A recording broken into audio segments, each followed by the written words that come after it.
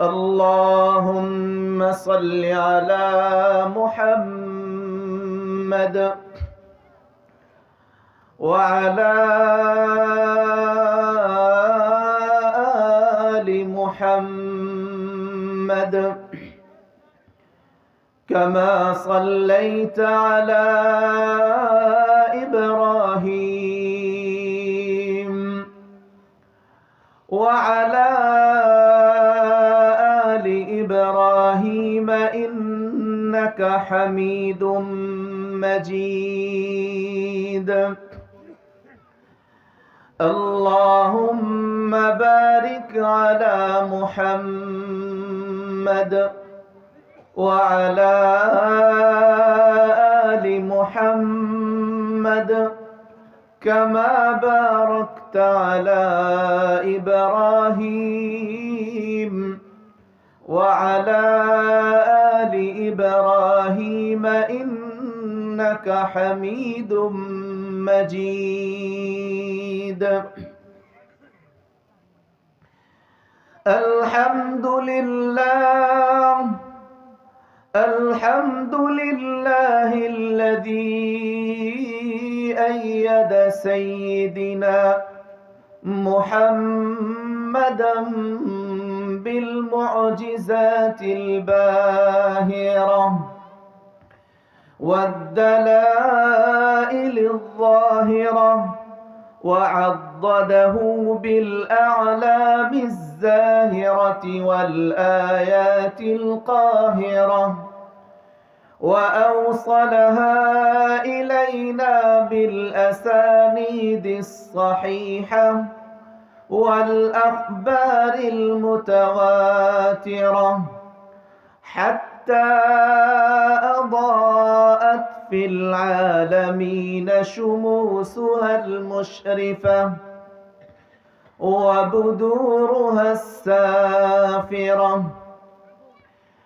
ونشهد أن لا إله إلا الله الواحد الأحد الفرد الصمد الذي لم يلد ولم يولد ولم يكن له كفوا أحد. ونشهد أن سيدنا وسندنا ونبينا ومولانا مؤيدنا مخدومنا مغضومنا معصومنا مقصومنا مقصودنا محمدا عبده ورسوله وحبيبه وخليله الهادي إلى صراط مستقيم والداعي إلى دين خفيم.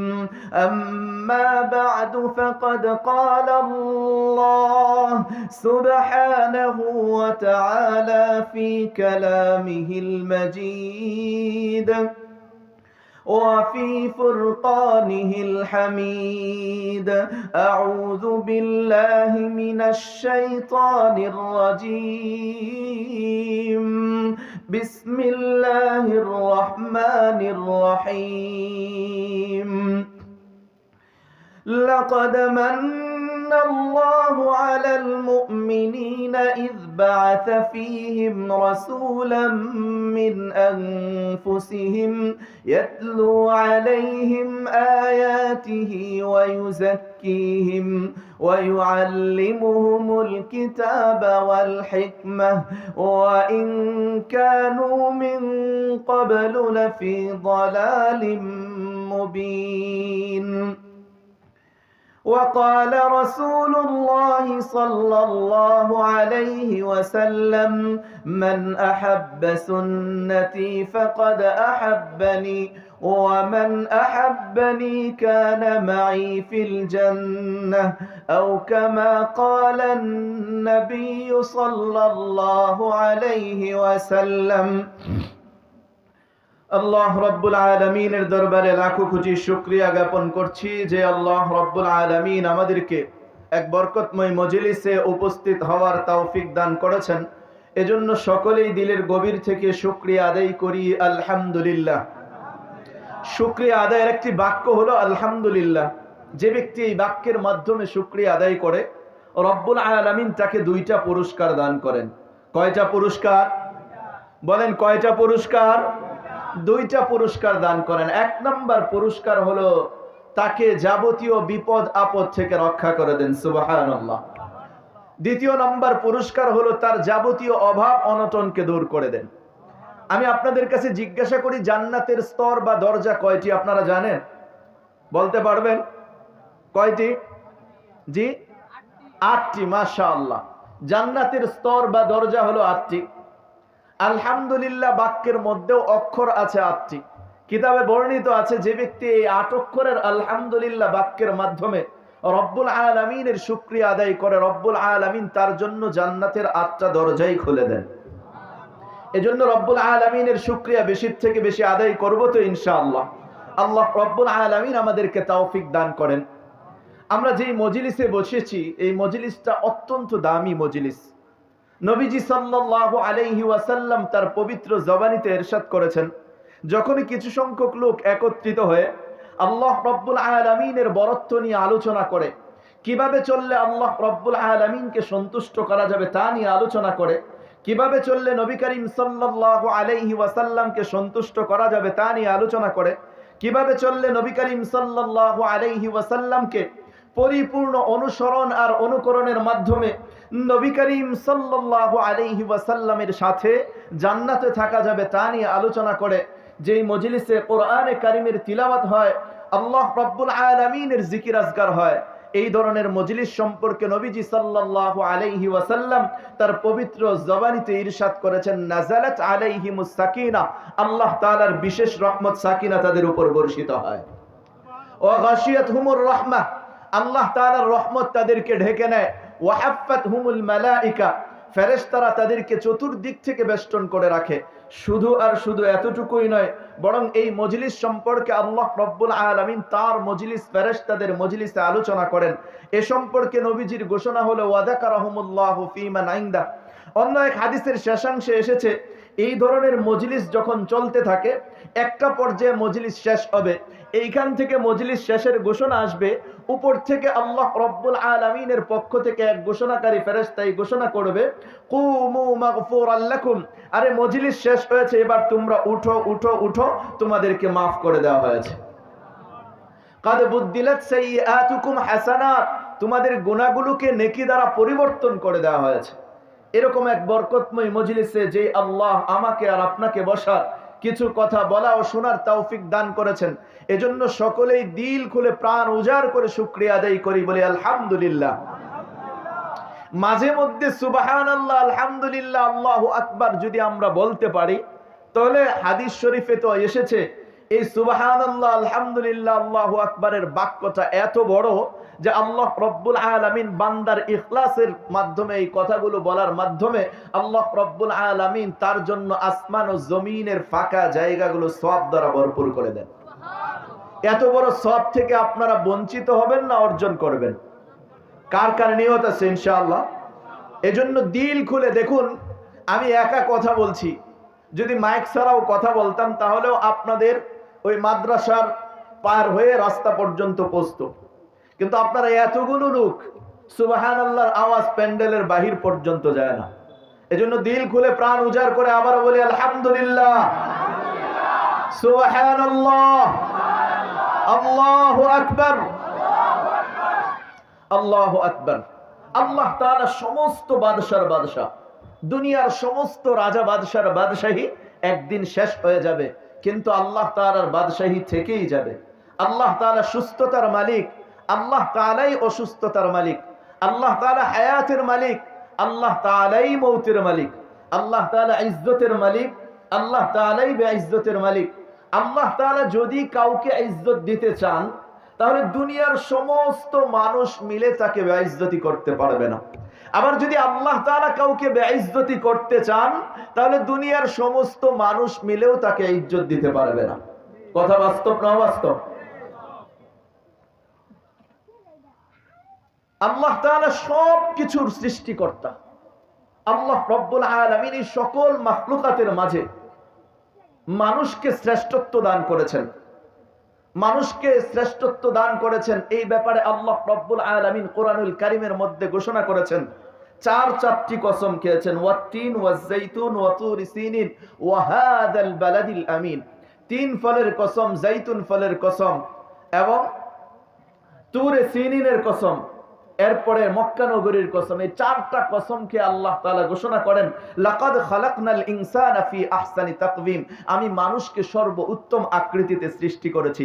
শুধু আর শুধু আকৃতির দিক থেকেই নয়, বরং আল্লাহ রাব্বুল আলামিন যত মাখলুক অস্তিত্বে এনেছেন, চাই তার স্থান আসমানের উপরে হোক, চাই জমিনের নিচে হোক, চাই আসমান জমিনের মধ্যবর্তী স্থানেই হোক না কেন, যত মাখলুক আল্লাহ রাব্বুল আলামিন সৃষ্টি করেছেন, সমস্ত মাখলুকাতের মাঝে আল্লাহ রাব্বুল আলামিন মানুষকে শ্রেষ্ঠত্ব দান করে ঘোষণা দিয়েছেন, ওয়ালাকাদ কাররামনা বনি আদম। আমি বনি আদমকে, আদম সন্তানকে, ইনসানকে, মানুষকে সমস্ত মাখলুকাতের মধ্যে সবচাইতে বেশি মর্যাদাশীল বানিয়েছি। শুধু আর শুধু এতটুকুই নয়, আল্লাহ রাব্বুল আলামিন আমাকে আর আপনাকে একে তো আকৃতির দিক থেকে শ্রেষ্ঠত্ব দান করেছেন, অপর দিক থেকে মর্যাদার দিক থেকে শ্রেষ্ঠত্ব দান করেছেন। আবার আল্লাহ রাব্বুল আলামিন আমাকে আর আপনাকে এমন এক জাতির অন্তর্ভুক্ত করে দিয়েছেন যারা আল্লাহ রাব্বুল আলামিনের একাত্মবাদের স্বীকারোক্তি অতীতে দিয়েছে, বর্তমানে দিচ্ছে, আবার ভবিষ্যতে দিবে। আল্লাহ রাব্বুল আলামিনের এই একাত্মবাদের স্বীকারোক্তিতে যারা এক হয়ে গিয়েছে, তাদের ব্যাপারে আল্লাহ রাব্বুল আলামিন হাদিসে কুদসি শুনাইতেছেন, ইন্নানি আনাল্লাহ লা ইলাহা ইল্লা আনা। নিশ্চয়ই আমি আল্লাহ, আমি ব্যতীত কোনো মাবুদ নাই। মান আকররা লি বিত্তাওহীদ, যেই ব্যক্তি আমার এই একাত্মবাদকে স্বীকার করবে, দাখালা হিসনি, সে তো আমার দুর্গে প্রবেশ করবে। ওয়ামান দাখালা হিসনি, আর যে আমার দুর্গে প্রবেশ করবে, আমিনা মিন আযাবি, সে আমার সর্বপ্রকার আযাব থেকে নিরাপদ হয়ে যাবে। শুধু আর শুধু এতটুকুই নয়, আল্লাহ রাব্বুল আলামিন একদিকে আমাকে আকৃতির দিক থেকে শ্রেষ্ঠত্ব দান করেছেন, মর্যাদার দিক থেকেও শ্রেষ্ঠত্ব দান করেছেন, মুসলমানের ঘরে পাঠিয়েও শ্রেষ্ঠত্ব দান করেছেন। আবার আমাকে আর আপনাকে এমন এক নবীর উম্মত বানিয়ে শ্রেষ্ঠত্ব দান করেছেন, যেই নবীর নামকেই আল্লাহ রাব্বুল আলামিন নির্বাচন করে রেখেছেন মুহাম্মদ। সুবহানাল্লাহ বলেন। আমরা তো আজকে মুহাম্মদ নামের কোনো কদর বুঝি না। মুহাম্মদ নামের কোনো কদর কেন বুঝি না? যে আমরা যারা মুসলমানের ঘরে জন্মগ্রহণ করি, প্রত্যেকের নামের শুরুতে পরবর্তী অংশ চাই হিন্দুর নামের সাথে মিল থাক, চাই খ্রিস্টানের নামের সাথে মিল থাক, চাই অন্য কোনো ধর্মের নামের সাথে মিল থাকুক না কেন, আমার যেহেতু মুসলমানের ঘরে জন্মগ্রহণ করেছি, এই কারণে আমার নামের শুরুতে মুহাম্মদ লাগানো হয়। কথা বাস্তব না অবাস্তব? হ্যাঁ। তো এই জন্য আমাদের এই মুহাম্মদ নামের কদর নাই। কিন্তু আমাদের প্রিয়তম হাবিব সাল্লাল্লাহু আলাইহি ওয়াসাল্লামের নাম মুহাম্মদ হওয়ার পূর্বে পৃথিবীতে মুহাম্মদ নামে কোনো ব্যক্তি ছিল না। আল্লাহ রাব্বুল আলামিন আমাদের প্রিয়তম হাবিব সাল্লাল্লাহু আলাইহি ওয়াসাল্লামের জন্য এটা বিশেষভাবে নির্বাচন করে রেখেছেন। আর এই নামটা এমন একটা নাম, আপনি যেভাবেই উচ্চারণ করেন না কেন, এই নামের ভিতরেই আল্লাহ রাব্বুল আলামিন মুহাব্বতকে ঢেলে দিয়েছেন। সুবহানাল্লাহ। আপনি চিন্তা করবেন যে হুজুর এই কথাটা বুঝলাম না, আপনি উদাহরণ দিলে বুঝে আসবে। আপনার কলিজার টুকরা, যাদের সন্তানের বাবা যারা হয়েছেন, তারা একটু চিন্তা করেন যে আপনার কলিজার টুকরা সন্তানকে, ছোট বাচ্চাকে যখন আপনি কোলে নেন, আপনার দিলের ভিতরে যখন সন্তানের জন্য ভালোবাসাটা উপচে উঠে, অনেক বেশি ভালোবাসাটা জাগ্রত হয়, তখন আপনি আপনার সন্তানের ওই নরম তুলতুলে গালের মধ্যে একটা চুমু দিয়ে দেন। আমি আপনাদেরকে জিজ্ঞাসা করি, আপনি আপনার দিলের ভালোবাসার চূড়ান্ত সীমা বোঝানোর জন্য যেই অঙ্গ দ্বারা আপনি চুমু দিলেন, সেই অঙ্গের নাম কি? বলেন। ঠোঁট। সেই অঙ্গের নাম কি? ঠোঁট। এই ঠোঁটের মাধ্যমে আপনি চুমু দিচ্ছেন। কথা বাস্তব না অবাস্তব? আপনার ভালোবাসার চূড়ান্ত সীমা বোঝানোর জন্য আপনি ঠোঁটের মাধ্যমে চুমা দিচ্ছেন। আর আল্লাহ রাব্বুল আলামিন মুহাম্মদ নামটাই এমন করে রেখে দিয়েছেন, যে ব্যক্তি এই মুহাম্মদ নামটা উচ্চারণ করবে, তার এক ঠোঁটই আরেক ঠোঁটকে 2 বার চুমু দেয়। চিন্তা করেছেন কখনো? দেখুন, আপনি উচ্চারণ করুন সকলেই। মু বলেন। হাম্মাদ, মু একবার চুমু দিয়েছে, হাম্মাদ আরেকবার চুমু দিয়েছে। তো আল্লাহ রাব্বুল আলামিন নামের ভিতরেই মুহাব্বতকে ঢেলে দিয়েছেন। এটা এমন একটা নাম যার কারণেই তো যখন মুহাম্মদুর রাসূলুল্লাহ সাল্লাল্লাহু আলাইহি ওয়াসাল্লাম জন্মগ্রহণ করেছেন সুবহে সাদিকের সময়, কিছুক্ষণ পরেই সূর্যটা উদিত হয়েছে। দাদা আব্দুল মুত্তালিব ঘরের বাহির থেকে ডাক দিতেছিলেন রাসূল করিম সাল্লাল্লাহু আলাইহি ওয়াসাল্লামের আম্মাজানকে ডাক দিতেছিলেন, মা আমেনা, জি আব্বাজান, তোমার যে সন্তান হয়েছে এই সন্তানের নাম তুমি কি রাখতে চিন্তা ভাবনা করেছো? এবার মা আমেনা হযরতে রাসূল করিম সাল্লাল্লাহু আলাইহি ওয়াসাল্লামের আম্মাজান বলতেছেন, আব্বাজান আমি কি নাম রাখবো, কি চিন্তা ভাবনা করব? কে যেন আমাকে কোনো চিন্তা ভাবনাই করতে দিচ্ছে না, সর্বক্ষণ আমার দিমাগের ভিতরে, দিলের ভিতরে ঢেলে দিচ্ছে যে তোমার কলিজার টুকরাই সন্তানের নাম রাখো মুহাম্মদ, মুহাম্মদ। সাথে সাথে দাদা আব্দুল মুত্তালিব বললেন, মা আমেনা, এত সুন্দর আর এত চমৎকার নাম তুমি কোথায় পাইলা? পৃথিবীর বুকে তো এত সুন্দর আর এত চমৎকার নাম আমি কোথাও পাইনি, কোথাও শুনিও নাই। কেনই বা হবে না? এই নামটা এমন একটা নাম, নাম সম্পর্কে একটু তথ্য আপনাদেরকে দেই। এটা 4 অক্ষরের একটা নাম, মুহাম্মদ। প্রক্ষান্তরে আল্লাহ একটা শব্দ, এটাও 4 অক্ষরের। আল্লাহ শব্দের মধ্যে দেখবেন যে উপরে নিচে কোনো নোক্তা নাই, মুহাম্মদ নামের মধ্যেও উপরে নিচে কোনো নোক্তা নাই। আপনি আল্লাহ শব্দটা যদি, মুহাম্মদ এমন একটা নাম যে এই নাম থেকে যদি আপনি এক একটা অক্ষর বাদ দেন তারপরে অর্থ ঠিক থাকবে, কিন্তু আমার আর আপনার নামের মধ্যে শুরুতে শেষে কোনো অক্ষর ফেলে দিলে অর্থ খুঁজে পাবেন না। কিন্তু আমার প্রিয়তম হাবিব সাল্লাল্লাহু আলাইহি সাল্লামের নামটা আল্লাহ তাআলা এমন ভাবে নির্বাচন করেছেন, এক একটা অক্ষর বাদ দিলে সর্বশেষ একটা অক্ষর বাকি থাকলেও নামের যে অর্থ এটা ঠিক থাকবে। যেমন নাকি আল্লাহ, আল্লাহ এমন একটা শব্দ, যদি আপনি প্রত্যেকটা অক্ষর ঠিক রাখেন তাহলে আল্লাহ শব্দের অর্থ ঠিক থাকবে। কুরআনুল কারীম থেকে চলেন কিছু শুনাই। আল্লাহু খালিকু কুল্লি শাই, আল্লাহ তো তিনি যিনি সকল কিছুর সৃষ্টিকর্তা। আল্লাহুল্লাযী রাফা'আস সামাওয়াতি বিগাইরি আমাদিন তারাউনাহা, আল্লাহ তো তিনি যিনি তোমাদের ঊর্ধ্বদেশে আকাশকে স্থাপন করেছেন খুঁটিবিহীন, একটা খুঁটিও নাই। আল্লাহু আনজালা মিনাস সামাই মাআন ফাআহইয়া বিহিল আরদা বা'দা মাউতিহা, আল্লাহ তো তিনি যিনি আকাশ থেকে বৃষ্টি বর্ষণের মাধ্যমে জমিন যখন চৈত্র মাসের রোদে চৌচির হয়ে ফাটল ধরে যায় এবং উর্বর ক্ষমতা হারিয়ে ফেলে, বৃষ্টির মাধ্যমে আবারও আল্লাহ রাব্বুল আলামিন ওই জমিনের মাধ্যমে জমিন থেকে আবার উর্বর ক্ষমতা আল্লাহ তাআলা দান করেন।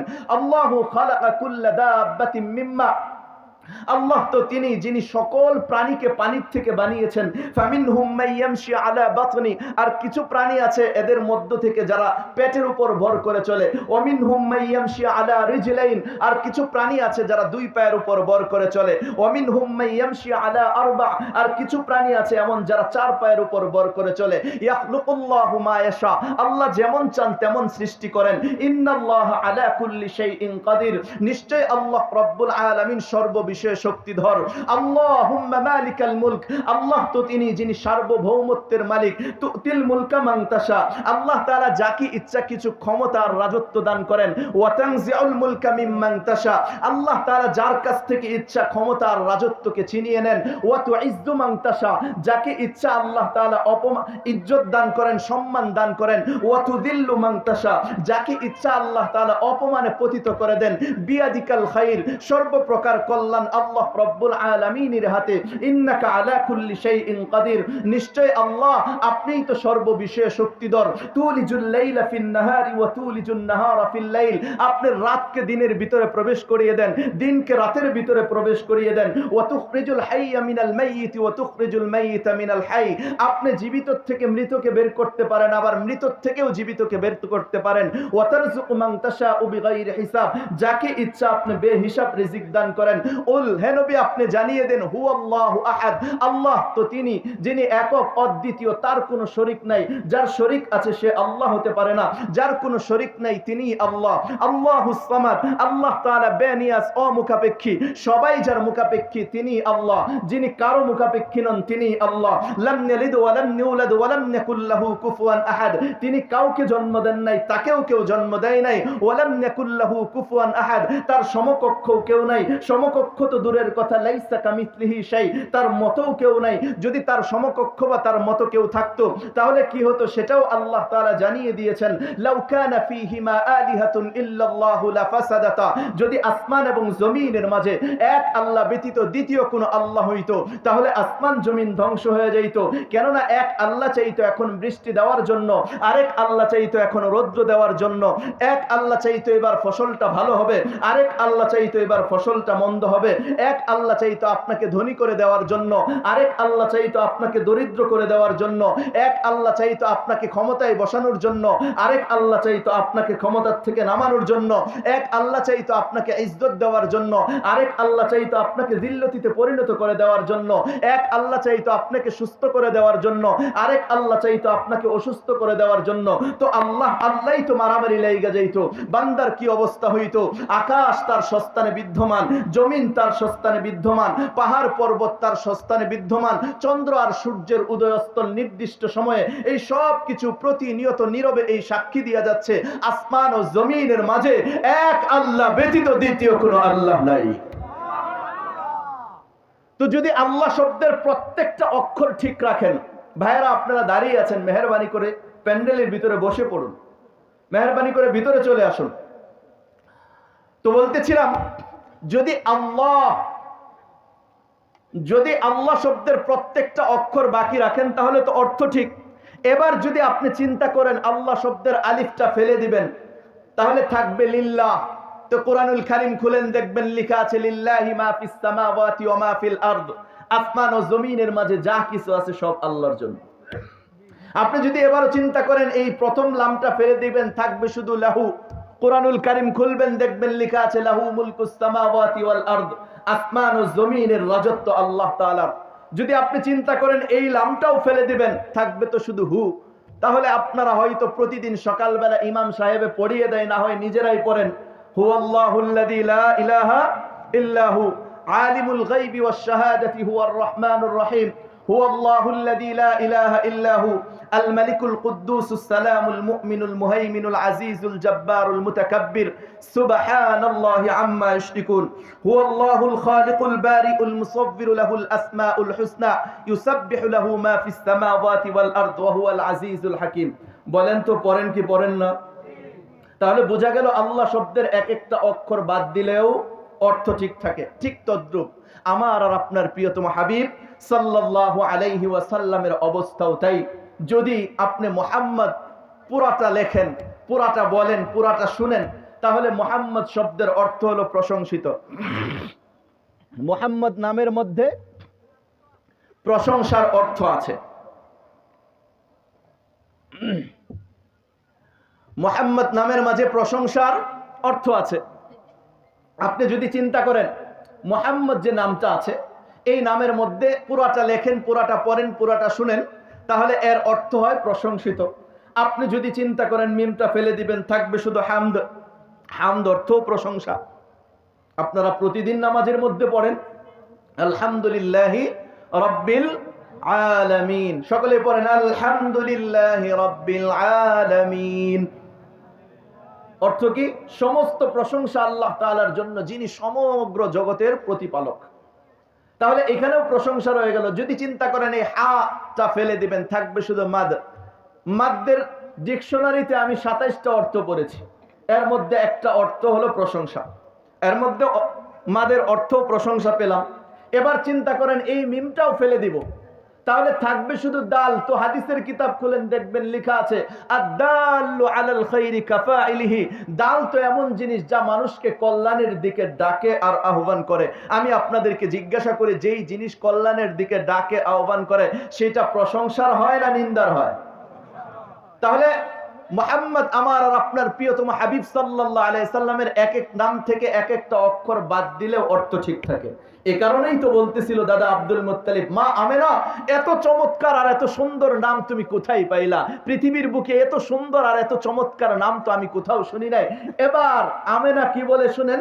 রাসূল করিম সাল্লাল্লাহু আলাইহি সাল্লামের আম্মা জান ডাক দিয়ে বলতেছেন, আব্বা জান মেহেরবানি করে আপনি একটু ঘরে প্রবেশ করুন, আমি আমার কলিজার টুকরাকে আপনার কোলে দেব, যেরকম নাকি আপনি এই কথা বলেছেন যে এত সুন্দর আর এত চমৎকার নাম আপনি পৃথিবীর বুকে দ্বিতীয়টা শুনেন নাই। আমার কলিজার টুকরার উপর যখন আপনার চোখের নজর পড়বে, সাথে সাথে আপনি এই কথাও বলতে বাধ্য হবেন যে এত সুন্দর সন্তান পৃথিবীর বুকে আপনি দ্বিতীয়টা দেখেন নাই। দাদা আব্দুল মুত্তালিব ঘরে প্রবেশ করেছেন, সাথে সাথে বলতেছেন সুবহানাল্লাহ, এত সুন্দর আর এত চমৎকার নাম আমি পৃথিবীর বুকে দ্বিতীয়টা শুনি নাই, দ্বিতীয়টা দেখি নাই, এই কথা বলতেছেন। এরপরে এইদিকে এই কথোপকথন চলে। এরপরে কিছুদিন পরে তায়েফ থেকে হালিমাতুস সাদিয়া রাদিয়াল্লাহু তাআলা আনহা এসেছেন বাচ্চা নেওয়ার জন্য, দুধ পান করাবেন। এমতো অবস্থায় তায়েফ থেকে যখন হালিমাতুস সাদিয়া রাদিয়াল্লাহু তাআলা আনহা এসেছেন, এই অবস্থার ভিতরে রাসূল করিম সাল্লাল্লাহু আলাইহি ওয়াসাল্লাম ছোট্ট বাচ্চা অবস্থায় রাসূল করিম সাল্লাল্লাহু আলাইহি ওয়াসাল্লাম চাদর দিয়ে ঢাকা ছিলেন। যখন হালিমাতুস সাদিয়া রাদিয়াল্লাহু তাআলা আনহা ঘরে প্রবেশ করলেন, সাথে সাথেই ওই চাদরটা সরিয়ে দেওয়া হলো। রাসূল করিম সাল্লাল্লাহু আলাইহি ওয়াসাল্লাম একটা মুচকি হাসি দিলেন। এই মুচকি হাসি দেওয়ার সাথে সাথে হালিমাতুস সাদিয়া রাদিয়াল্লাহু তাআলা আনহা বললেন সুবহানাল্লাহ, এত সুন্দর আর এত চমৎকার সন্তান পৃথিবীর বুকে আমি দ্বিতীয়টা দেখি নাই। মা আমিনাও বলে এত সুন্দর সন্তান পৃথিবীর বুকে দ্বিতীয়টা দেখি নাই। হালিমাতুস সাদিয়া রাদিয়াল্লাহু তাআলা আনহাও বলেন এত সুন্দর সন্তান পৃথিবীর বুকে দ্বিতীয়টা দেখি নাই। দাদা আব্দুল মুত্তালিব বলেন এত সুন্দর সন্তান আমি পৃথিবীর বুকে দ্বিতীয়টা দেখি নাই। এইদিকে যখন এই সমস্ত কথোপকথন হয়, আল্লাহ তাআলা জিবরিল আমিন আলাইহিস সালাতু ওয়াস সালামকে ডাক দিয়া বলেন, ও জিবরিল, এরা তো বলতেছে আমার হাবিবের চাইতে সুন্দর কোন সন্তান পৃথিবীর বুকে দেখি নাই, তোমার বক্তব্য কি? এবার হযরতে জিবরিল আমিন আলাইহিস সালাতু ওয়াস সালামের বক্তব্য হলো, ইয়া আল্লাহ, আমি তো পৃথিবীর শুরু থেকে এই পর্যন্ত সকল কিছুই দেখেছি। যত পুরুষ আপনি প্রেরণ করেছেন সকল পুরুষকে আমি দেখেছি, যত নারী আপনি প্রেরণ করেছেন সকল নারীকে আমি দেখেছি, যত নবী এবং রাসূল আপনি পৃথিবীর বুকে প্রেরণ করেছেন আমি সকলকেই দেখেছি। আমি সাক্ষী দিচ্ছি আপনার হাবিবের চাইতে সুন্দর আর কোনো মানুষ আমি পৃথিবীর বুকে দেখি নাই। এবার আল্লাহ তাআলাও বলেন, শোনো, এত সুন্দর সন্তান তুমি পৃথিবীর বুকে দেখবা কিভাবে? আমি তো এর চাইতে সুন্দর, আমার হাবিবের চাইতে সুন্দর করে কাউকে সৃষ্টি করিও নাই এবং কিয়ামত পর্যন্ত করবও না। এই কারণেই বলি নবীজি ছিলেন সৌন্দর্যের মূর্ত প্রতীক। তিনি সৌন্দর্যকে জয় করে নিয়েছিলেন, সৌন্দর্য তার মাঝেই পূর্ণতা পেয়েছিল। তিনি যেমন ছিলেন শ্রেষ্ঠ নবী, তেমনি তার সৌন্দর্যও ছিল শ্রেষ্ঠ সৌন্দর্য। বিশেষ করে তার চেহারার সৌন্দর্য ছিল বর্ণনাতীত। যখন তিনি মুচকি হাসতেন তখন তার চেহারার জ্যোতি আর দাঁতের দ্যুতি মিলে এমন এক জ্যোতির্ময় আর দ্যুতিময় দৃশ্যের অবতারণ হতো যা কল্পনায় আসতে পারে, ভাষায় ব্যক্ত করা সম্ভব নয়। রাসূল করিম সাল্লাল্লাহু আলাইহি ওয়াসাল্লামের এই সৌন্দর্য আমরা তো দেখি নাই। যে সমস্ত সাহাবায়ে কেরাম রাসূল করিম সাল্লাল্লাহু আলাইহি ওয়াসাল্লামকে দেখে তাদের নয়ন জুড়িয়েছেন, রাসূল করিম সাল্লাল্লাহু আলাইহি ওয়াসাল্লাম কে দেখেছেন, তারা এক একজন এক একটা বস্তুর সাথে তাদেরকে তুলনা করেছেন, এক একজন এক একভাবে উপস্থাপন করেছেন। হযরতে বারা ইবনে আযিব রাদিয়াল্লাহু তাআলা আনহুর চিত্রায়ন হচ্ছে, কানা আহসানুন নাসি ওয়াজহান ওয়া আহসানুহুম খুলুকান। রাসূল করিম সাল্লাল্লাহু আলাইহি ওয়াসাল্লাম ছিলেন সবচাইতে সুন্দর এবং তার চরিত্র ছিল সর্বোৎকৃষ্ট চরিত্র। হযরতে রুবাই বিনতে মুআব্বিস রাদিয়াল্লাহু তাআলা আনহুর চিত্রায়ন হচ্ছে, লাউ রাআইতাহু রাআইতাশ শামসা তালিআতুন। যদি তুমি সূর্যকে দেখতে, যদি তুমি নবীজিকে দেখতে, তাহলে মনে হতো যেন তুমি উদিত সূর্যটা দেখছো। হযরতে বারা ইবনে আযিব রাদিয়াল্লাহু তাআলা আনহুর চিত্রায়ন হচ্ছে আরেকটা চিত্রায়ন। তাকে জিজ্ঞাসা করা হয়েছিল, আকানা ওয়াজহুন নবী সাল্লাল্লাহু আলাইহি ওয়াসাল্লাম মিথলা সাইফ। রাসূল করিম সাল্লাল্লাহু আলাইহি ওয়াসাল্লামের চেহারা কি ওই তরবারির মতো চকচকে ছিল? তখন তিনি বলেছেন, লা লা লা বাল মিথলাল কামার। রাসূল করিম সাল্লাল্লাহু আলাইহি ওয়াসাল্লামের চেহারা তো ওই তরবারির মতো চকচকে ছিল না, বরং ওই চাঁদের মতো স্নিগ্ধময় ছিল। হযরতে আবু হুরায়রা রাদিয়াল্লাহু তাআলা আনহুর চিত্রায়ন হচ্ছে, মা রাআইতু শাইআন আহসানু মিন রাসূলিল্লাহি সাল্লাল্লাহু আলাইহি ওয়াসাল্লাম কাআন্না শামসা তাজরি ফি ওয়াজহি, আমি রাসূল করিম সাল্লাল্লাহু আলাইহি ওয়াসাল্লামের চাইতে সুন্দর কোনো বস্তু দেখি নাই, সূর্য যেন তার চেহারায় ঝলমল ঝলমল করত। হযরত জাবের ইবনে সামুরা রাদিয়াল্লাহু তাআলা আনহুর চিত্রায়ন হচ্ছে, রাআইতু ফি লাইলাতি আদহিয়ান, আমি একদা নবীজি সাল্লাল্লাহু আলাইহি ওয়াসাল্লামের পাশে পূর্ণিমার চাঁদে ছিলাম। একবার আমি ফাজআলতু আনজুরু ইলা রাসূলিল্লাহি সাল্লাল্লাহু আলাইহি ওয়াসাল্লাম ওয়া ইলাল কামার, একবার আমি রাসূল করিম সাল্লাল্লাহু আলাইহি ওয়াসাল্লামের দিকে তাকাচ্ছিলাম, আরেকবার ওই আকাশের চাঁদের দিকে তাকাচ্ছিলাম। ওয়া আলাইহি হুল্লাতুন হামরা, আর রাসূল করিম সাল্লাল্লাহু আলাইহি ওয়াসাল্লামের গায়ে তখন লাল ডোরাকাটা চাদর ছিল। এই অবস্থার ভিতরে আমি পেরেশানির মধ্যে পড়ে গিয়েছিলাম, ওই আকাশের চাঁদ বেশি সুন্দর না আমার পাশে বসা থাকা এই নবীজি জমিনের চাঁদ বেশি সুন্দর। ফাইদা হুয়া আহসানু ইনদি মিনাল কামার, অবশেষে আমি এই সিদ্ধান্তে উপনীত হইলাম ওই আকাশের চাঁদের চাইতে আমার প্রিয়তম হাবিব সাল্লাল্লাহু আলাইহি ওয়াসাল্লাম বেশি সুন্দর। এই জন্যই নবীজি সাল্লাল্লাহু আলাইহি ওয়াসাল্লাম সবচাইতে বেশি সৌন্দর্যের অধিকারী ছিলেন এবং সবচাইতে বেশি চরিত্র মাধুর্যের অধিকারী ছিলেন। নবীজি সাল্লাল্লাহু আলাইহি ওয়াসাল্লামের জীবনী যদি আমরা অনুকরণ করতে পারি, নবীজির সুন্নতকে যদি আমরা পরিপূর্ণরূপে আঁকড়ে ধরতে পারি, নবীজি বলেন, মান আহাব্বা সুন্নতি ফাকাদ আহাব্বানি, যে ব্যক্তি আমার সুন্নতকে ভালোবাসলো সে আমাকে ভালোবাসলো, আর যে আমাকে ভালোবাসলো সে আমার সাথেই জান্নাতে থাকবে। এজন্য আমরা নিয়ত করি ইনশাআল্লাহ আমাদের জীবনের প্রত্যেকটা কাজ, প্রতি মুহূর্তে যত কাজ আছে সবগুলো নবীজি সাল্লাল্লাহু আলাইহি সাল্লামের সুন্নত তরিকায় করব। কার কার নিয়ত আছে ইনশাআল্লাহ? এই সংক্ষিপ্ত সময়ে যা কিছু বললাম শুনলাম, বলনেওয়ালা শুননেওয়ালা প্রত্যেককে সঠিক বুঝদান করেন, আমল করার